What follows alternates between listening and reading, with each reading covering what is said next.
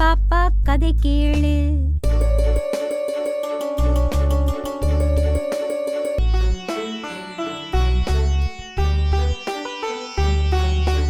சிவப்பு வண்ணம் தான், நான் சொல்றத கேளு. வேணும், சிவப்பு தான் போடணும். நீ சிவப்பு வண்ணம் தான் ரொம்ப அழகா இருக்கும். நான் சொல்றத கேளு.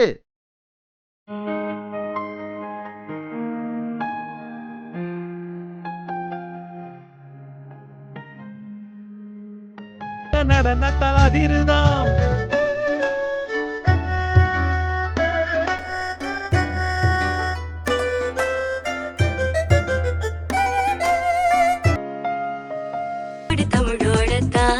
செஞ்சு பாரு கைவினைகள் பல வீதோதான் மனசு விட்டு சிரிச்சு தள்ளி தள்ளி குதிச்சு தமிழ் பாட்டு கேட்டா ஆனந்த குது எல்லாருமே கூடி தமிழோட.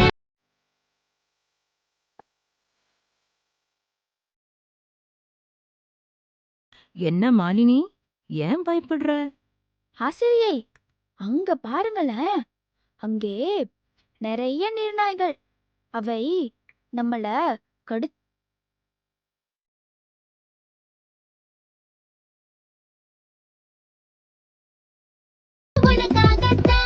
கதையை கேளு, ஆட்டம் போடு தமிழோட செஞ்சு பாரு கைவினைகள் பல வீதம்தான்.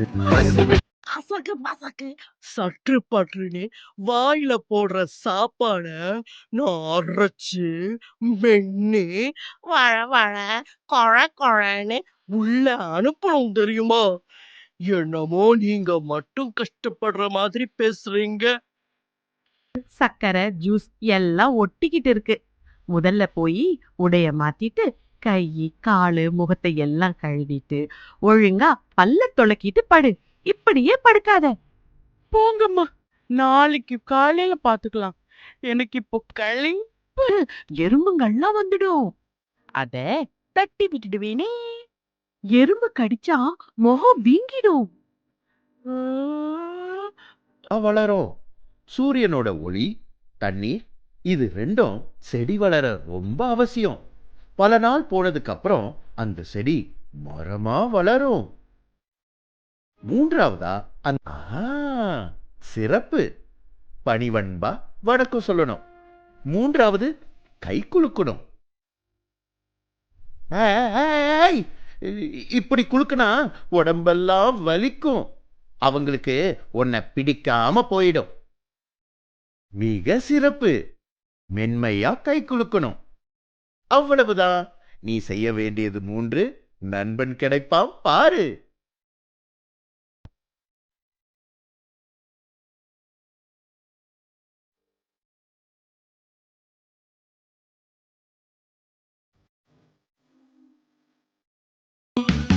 சானா மரமே, கொத்து கொத்தாய் பூக்கும் மரமே, உலர்ந்த நிழலை அளிக்கும் மரமே.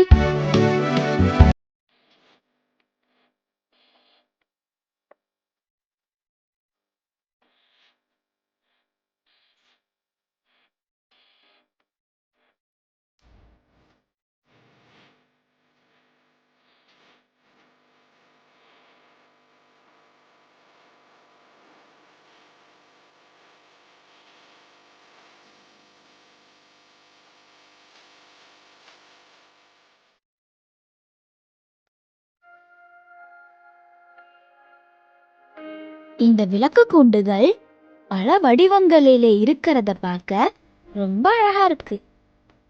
விளக்கு கூண்டுகள்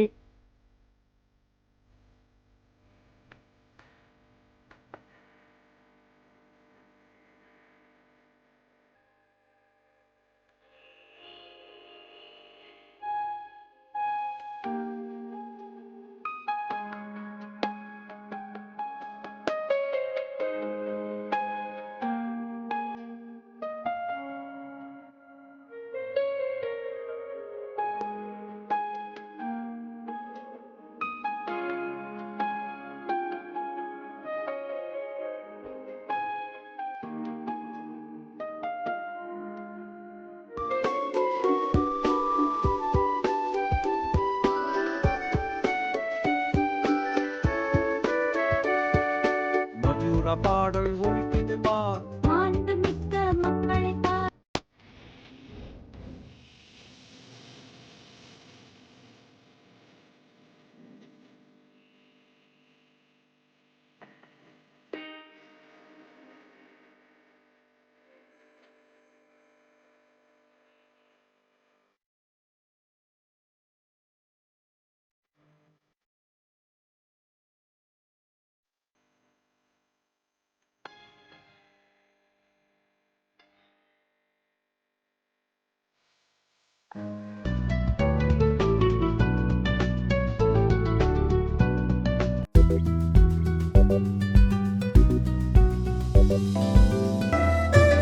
உறவுகள் கூடி கழிக்குதாம், உரையில் அங்பாவ் கிடைக்குதாம்.